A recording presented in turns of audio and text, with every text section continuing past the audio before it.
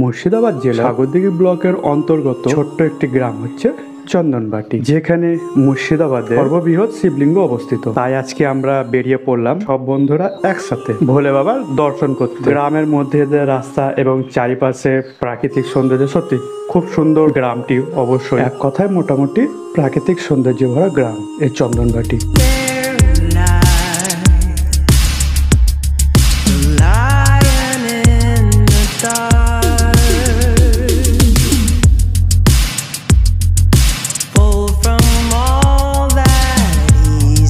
অবশেষে আমরা সবাই মিলে পৌঁছে গেছি বাবার মন্দিরে। আমরা সবাই মিলে ভোলে বাবার দর্শন করলাম এবং কিছুক্ষণ সময় মন্দির প্রাঙ্গণে কাটালাম। সত্যি খুব শান্তিপূর্ণ জায়গা, শহরের কোলাহল থেকে দূরে এই গ্রামটি এবং শান্তিপূর্ণ পরিবেশ। আমার সকল ভিউয়ার্সকে আমি রিকোয়েস্ট করব এখানে আসার জন্য। তো সবার সাথে দেখা হচ্ছে পরের কোনো এক ভিডিওতে।